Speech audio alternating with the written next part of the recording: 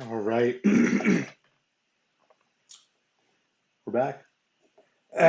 And here we go. Lots happened in Ottawa County amid the flurry of gun control laws being voted on and approved by Michigan Governor Gretchin Whitmer. Most of the Ottawa County Board of Commissioners took a strong stance for the Constitution Tuesday during their meeting. The Board of Commissioners found out that their taxpayers are giving out bags of information to black birthing people, um, to the tune of about $300 a bag. But the business allegedly doing the information drive seems to not exist. We'll talk a little bit more about that. The board also found out that our health department is funding LGBTQ organization Out on the Lakeshore to the tune of about $8,000. Some reporters have attacked the board for questioning the funding and implied that they are against homosexuals and black Americans. Maybe there's more digging we can do to find out whether or not this is a racist and homophobic attack, or whether maybe it's just the board being diligent and finding out where their funding is going. And finally, Republicans in Michigan are trying to make everyone happy once again with their legislation on trans athletes, but they seem to be doing the opposite. Trans rights activists fail to defend their position, and the media fails to present both sides of the issue. I'm Adon Don, and this is the Holmes Politicast.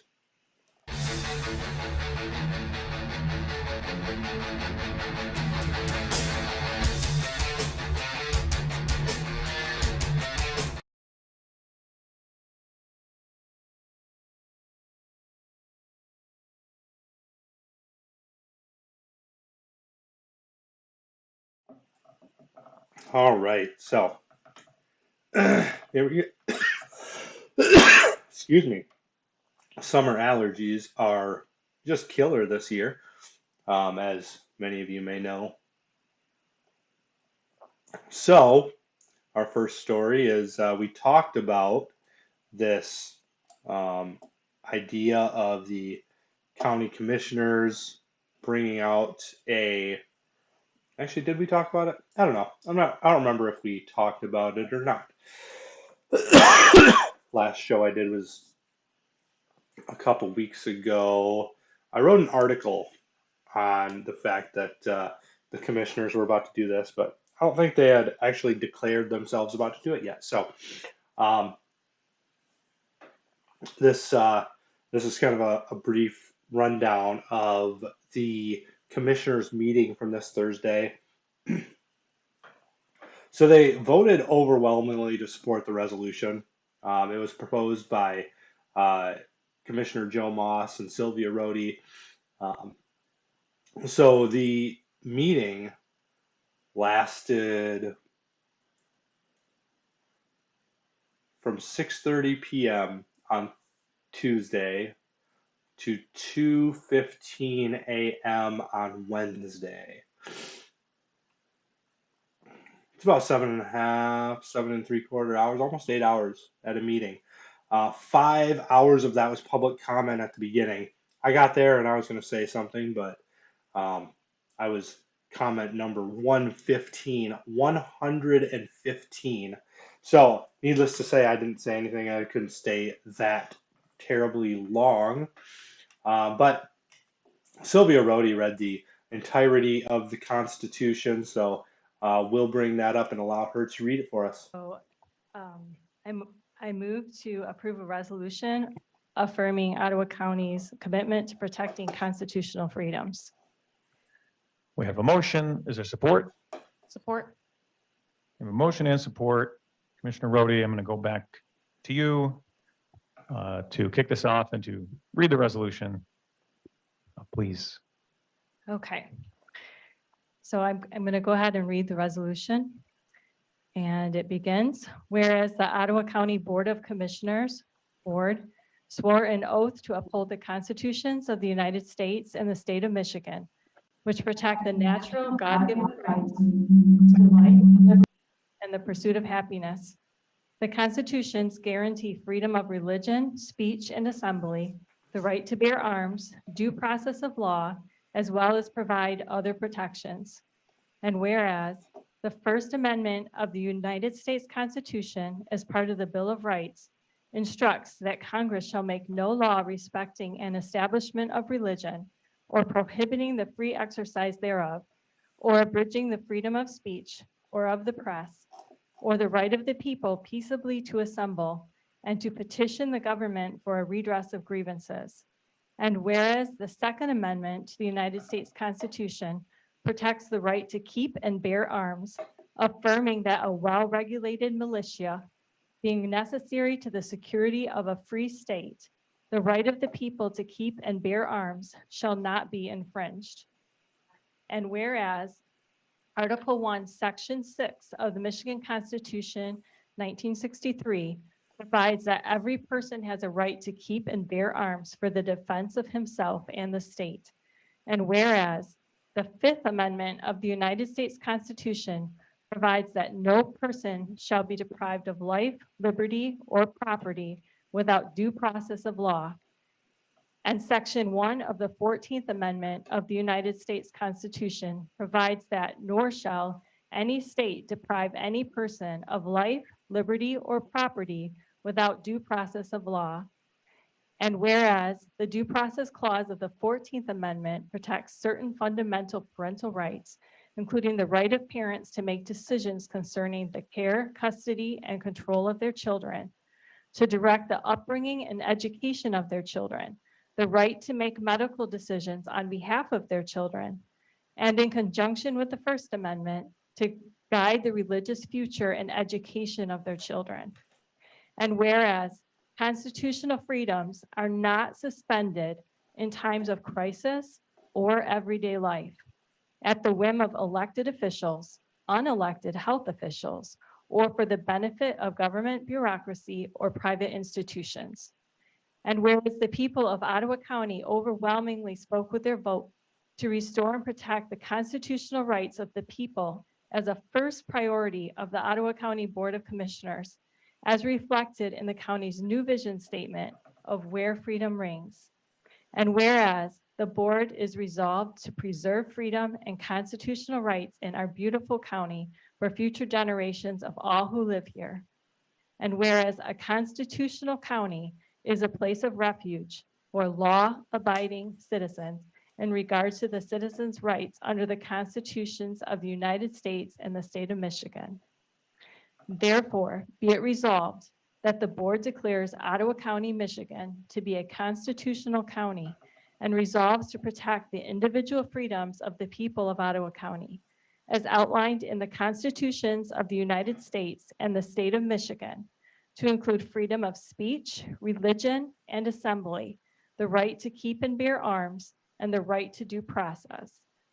And be it further resolved that the board will not authorize or appropriate funds, resources, employees, agencies, contractors, buildings, or offices for the purpose of enforcing any statute, law, rule, order, or regulation that restricts the rights of any law-abiding citizen affirmed by the United States Constitution, nor be used to aid any state or federal agency in infringing or restricting such rights. And be it further resolved that the board affirms its support for the Ottawa County Sheriff and the Ottawa County Prosecuting Attorney acting in a constitutional manner and acknowledges and respects the respective oaths of office. The board strongly encourages them to continuously act in a constitutional manner, as is consistent with their oath of office, and in the exercise of their duties, not enforce any statute, law, rule, order, or regulation that is contrary to the rights protected by the constitutions of the United States and the state of Michigan. And be it further resolved that the board respectfully requests that the Michigan Legislature, the United States Congress, and other agencies of the state and federal government vigilantly preserve and protect these rights by rejecting the passage of or revoking any provision, statute, law, rule, order, or regulation that may infringe, have potential to infringe, or place any additional burdens on the rights of law-abiding citizens. And be it further resolved that a copy of this resolution shall be sent to Michigan Governor Gretchin Whitmer, Michigan Senators Mark Huizenga, Roger Victory, and Rick Outman, Michigan Representatives Nancy DeBoer, Luke Meerman, Brad Slaw, Rochelle Smith, and Greg Van Werkum, U.S. Congressional Representatives Bill Huizenga, Hillary Skolton, and John Molinar, U.S. Senators Gary Peters and Debbie Stabenow, Ottawa County Sheriff Steve Kempker, and Ottawa County Prosecuting Attorney Lee Fisher. And be it further resolved, a copy of this resolution shall be sent to all Ottawa County Department Directors, to the clerk of each county in the state of Michigan, the Michigan Senate, the Michigan House of Representatives, and the Michigan Association of Counties. And be it further resolved, a copy of this resolution shall be affixed to the wall of the boardroom of the board as a promise to the people of Ottawa County and as a permanent reminder to elected officials and county employees that the constitutional rights of the people of Ottawa County shall be preserved and protected as the first priority. So, and then everybody erupted in applause and all that stuff. So a lot of people ask, and the first question is, so what does that do?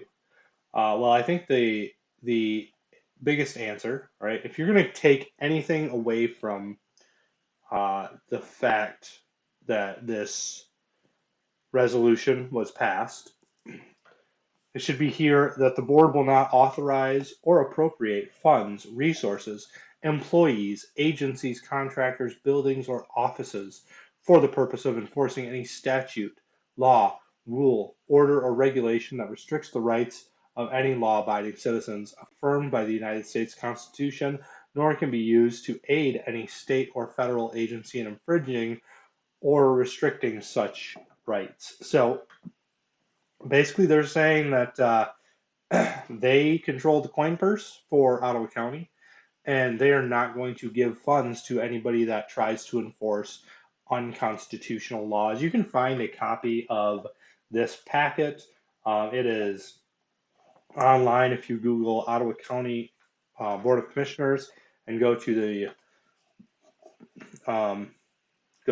tab that's here. I'll show you exactly how to get there. So you're here on the main page of the Board of Commissioners. You go down here to meeting agendas and minutes, and then you go to the Board of Commissioners regular sessions. You can scroll down to 5/23/2023, and the agenda and the packet are right here. You can look at both of them. The packet has the agenda in it, and the packet also has if you click the packet, it'll download it. That's my third time downloading it. You can open it, and then you can go actually right down to where it says Constitutional County Resolutions, and it'll take you right down to page, my goodness, whatever, 48 of this packet, where you can read that for yourself. And I encourage you to do so because they outline some of the ways in which they perceive that the government has overstepped their bounds, and I think this is a first step in enforcing their ability given by the people and by the Constitution to object to what they see as tyrannical rule. So, excuse me, I'm going to be sniffing and perhaps coughing a lot, which sucks. So that's where that is. The county passed the resolution 9-1. One of the commissioners was not there. Roger Bergman was not there, but he expressed disdain for the resolution. As a commissioner, or as a Republican commissioner, he expressed disdain for the resolution on a morning talk show. So I think he would have voted no. It would have been 2 no's and 9 yeses. So The only other no was, of course, Doug Zylstra, who is the Democrat from Holland. Now, he voted no, and um, he also offered up his own version of this, where just about everything was struck from it. He said, "So I've got this thing, and I propose that we strike the first 14 paragraphs." Let me say that again: the first 14 paragraphs. That's just about the entire thing. And he says that we are resolved to follow the Constitution as uh, as interpreted by our judiciary. So he really made an attempt there um, to kind of temper the Ottawa County Board of Commissioners and to say that, you know, they would be still submitting to the judicial branch as they interpret those the constitutionality of what's going on. So that's, I mean, and that was expected. He's going to do what he can to kind of halt these things that he sees as harmful or unhelpful. So, uh, yeah, that's kind of where all of that is going to be um, for now. We find out more about exactly what's going to happen um, with the sheriff and with the county prosecutor. It seems that they've both signaled that they will not be um, that they will not be following the board's lead on this. That they will be kind of going to they're going to follow the laws as established by the Michigan legislature. So it seems that they've got a lot of uh, different ideas on what exactly it looks like to be constitutional. The sheriff and the prosecutor don't seem to be on board with the doctrine of the lesser magistrate. So I'm actually I've asked about about this to the sheriff, and he said, or he didn't say anything. He hasn't responded yet. He may respond by next week, so we'll find out. All right. The next story that we've got for you is with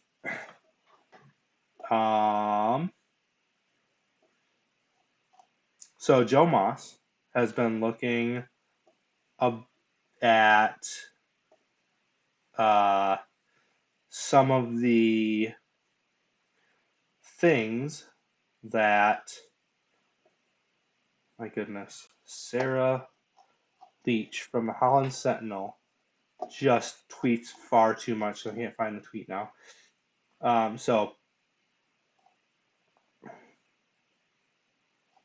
she basically she said, oh my goodness, she's posted the article about 1,000 times. Here it is. Oh nope, that's not it either. Ah, yes, here it is. Okay. So we've got our local media. Book bans, protests, and now as far-right fundamentalists wield newfound power and influence in West Michigan, Ottawa Impact leader Joe Moss has used his role to signal disapproval of county grantees that support LGBTQ plus individuals and Black residents. So, obviously, the implication there is Joe Moss is racist, right? That would be your take from that if you were just to read that, if you were to read this article that goes along with it, which I believe is behind a paywall. Nope, okay. So she says this is very bad. Joe Moss got rid of the DEI office already, and now he is trying to undermine the funding um, of certain transgender and Black groups here in Ottawa County. So this is a very long article. She goes on to defend, like she's got genderqueer here, and she says that that these have been hotly contested, and that they're trying to ban books, and um, she doesn't seem to really be interested in showing you the kind of things that I've showed you. I tweeted back to her about this. She says the fact that so many of these banned books deal with LGBTQ plus and issues of identity tells me these conversations are not being had; they're being suppressed. So this is a quote that she allows people to get away with these quotes. So she goes on to again say that Joe Moss is obviously, like I said, sexist, homophobic, and racist. So she says in February, the county informed the Holland-based LGBTQ nonprofit Out on the Lakeshore that it was approved to receive $8,000 in grant funding provided by the Michigan Public Health Institute, but the funds never came. She says that several organizations that should have received funding, in fact, experienced significant delays without explanation. The memorandums of understanding were written and ready, waiting solely on the signature from Joe Moss, who didn't respond to a comment or to a request for comment on this article. I'm not surprised really at that, with the way she characterizes him in her tweets. I don't think that it would have been an honest comment. So she says that the money for Out on the Lakeshore will fund a tabletop gaming program for youth and young adults. So we're getting gay kids together with gay, adults, and that's going to go super well, is what I'm getting from this. Yeah, so she has a problem with that, and so I'm wondering when I get $8,000 to fund, like, our church does a tabletop game night every month. Can we get $8,000? Like, that'd be cool. But I don't think that that's going to be coming anytime soon. Actually, one of the people that were, no, I just clicked off the article. Okay, phew, I can still see it. So one of the people there making comments actually said something along those lines that, like, hey, can you fund my Christian organization, like, to the tune of $8,000? Because that'd be cool. It's not going to happen, but what we are going to do is we are going to start, or the commissioners are going to start taking those funds and using them for better things. So that was one of the funds, funding a tabletop gaming thing for $8,000. Now the next one is really interesting. The Holland-based project, 1 Corinthians 13 project, a nonprofit centered on the health and healing wholeness of Black people in particular, according to its website, had also not received its promised funding of $12,500 for a Black doula program. So, again, she talks about this nonprofit, 1 Corinthians 13, but there's a problem with this nonprofit. The first one being that it's not in existence as a real business. Yeah. So he talks about mini grant A. This is the one.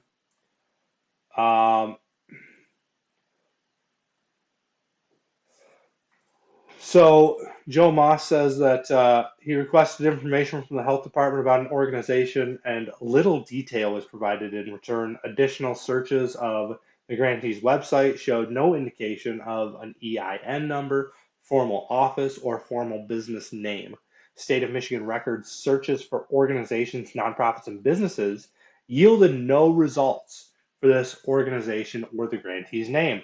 Thus, it appears the county may be paying $12,500 to the bank account of a constituent.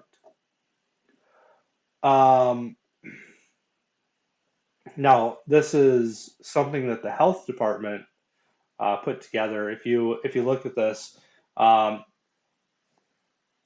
he says the description of the $12,500 mini grant project is to provide, quote, doula information bags to 40 young Black birth givers to provide tools and supports to help plan for birth experience or to reduce morbidity and mortality for them and their baby. I assume by birth givers, the grantee means pregnant women. I do not know how much or what information will be contained in the bags that appear to cost over $300 each. When you go to the 1 Corinthians 13 project website, um, it says, let's see, America has never loved Black people. Now, that's an interesting statement that I don't know that the health department stands behind. I hope it doesn't. I haven't been able to get a comment from the health department on this yet.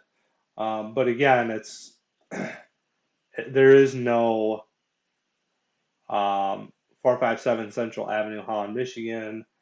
Maybe some undercover or some investigative journalism is in order here. But 1 Corinthians 13 project, that grant was given as well. So both of these grants did end up going through, but with these problems with the grants, I'm not sure really you can go out and say that Joe Moss um, is signaling disapproval of county grantees that support LGBTQ plus and Black residents. I don't know what it does to support Black residents to pay $8,000 for a tabletop gaming night to get gay youth and gay men together. I don't know what it's doing. Like, we don't have any idea what these bags are for. We don't have any idea what information is in these bags. They're just sending the money to this business, and we really have no idea what is happening to it. So um, hopefully Joe can find some more information on that. Maybe somebody else could. That would be great. That would be a great opportunity for some investigative journalism. So the final story that we have for you today, um, trans athletes can continue to participate in their sports, but they won't have their scores recorded in the sport that they compete in. So M Live has the story. We've talked about the Holland Sentinel not really doing their homework um, or finding out why Mr. Moss questioned some of those doula or some of those grantees. So while our commissioners are questioning what exactly we're spending the money on, and reporters are bashing them for it, we come to another news article that, again, not really the best journalism I've ever seen. Um, but here's the story. More than half of Republicans in the Michigan House are backing an effort to require student athlete scores are recorded based on biological sex rather than the gender they are presented as. So, let's see. Under House Bill 4546, a transgender girl, meaning a boy, would be allowed to swim along girls on a high school swim team, but the article says she, but it really should be he. Should he win at the meet, his times would not be recorded alongside that of, again, the article says her, but it's actually that of his teammates. That's probably very confusing for those of you just listening and not watching this video as I'm going through this article. So I'll read it as if we are using the normal gender pronouns that would be applied to this person, were the world not embracing this gender ideology. So this paragraph that we just stumbled through. That would mean under House Bill 4546, a transgender girl, meaning a boy, would be allowed to swim alongside girls on a high school swim team, but should he win at the meet, his times would not be recorded alongside that of his teammates. Instead, they'd fall under swim times recorded by high school boys. Now you read that with the proper pronouns and you're like, huh, that seems kind of fine, I think. Okay. My question is, if they're gonna make a useless bill that's gonna go nowhere, that's gonna die on the floor of the Senate, why wouldn't they just go all the way? Right? Maybe this is their attempt to like say, well, we tried to compromise, and the Democrats wouldn't let us. But why? Why not just go all the way and say, no boys are competing on the girls' sports? And I like my immediate thought was like, okay, what about team sports like a boy in volleyball, girls volleyball? How does that work? Because he's still helping the team win. I don't know. Does like the team, and it says later that team sports would be decided differently, but how is anyone's guess really? So they have a statement from Green. It says, I see the next crop of young girls coming up, and it's going to be unfair to them. That's why it's called the FAIR Act, because I just want it to be fair. We were very careful in crafting this piece of legislation so that we weren't excluding anyone from participating. And again, I ask why? It's a girls' sport. Wouldn't you exclude boys from girls' sports? That just seems logical to me and to many other people as well. The article goes on to say that the bill has little chance of passing given Democrat control of both the House and Senate. So they get this quote from Aaron Knott, executive director with the LGBTQ advocacy group Equality Michigan. And they say that Aaron called the bill an insult to Michiganders who have more pressing issues than who participates in a game of volleyball at your local high school. So the transgender advocates say, why are you even concerned about this?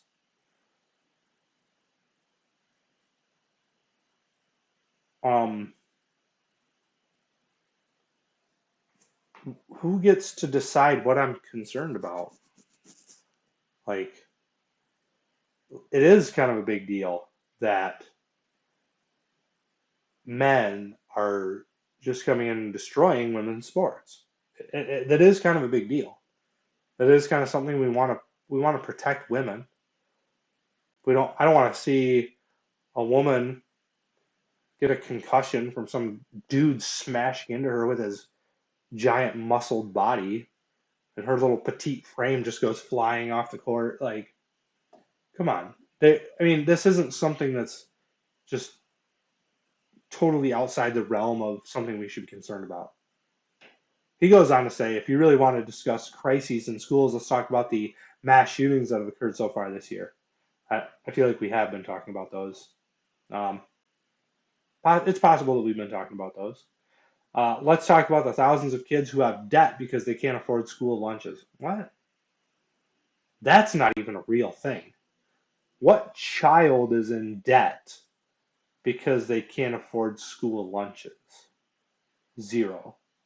If you go to a low-income school, they're paying your lunch for you. I know. I've worked in them. If you're going to a high-income school and you don't have the money for lunch, they pay for you. I know.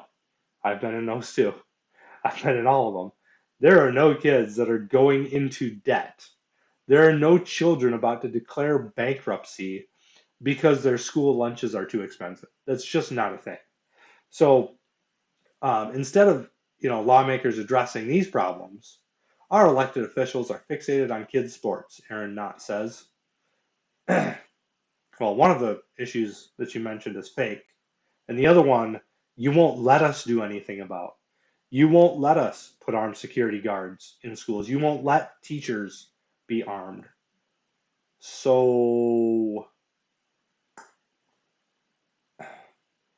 it's just a bad argument. It's just a bad justification, and so it seems bad all around. Um, the Republicans aren't doing great at arguing their position, and the Democrats aren't even trying to defend their position. They're just saying, well, what about all this other stuff? So we can look at the House bill quickly here. House bill number 40, what is it, 4546. So short and sweet. Um, it just says a bill to require awards, rankings, and records of outcomes in separate female and male sporting events to be categorized consistent with each competitor's biological sex. So, like I said, short and sweet. Yeah,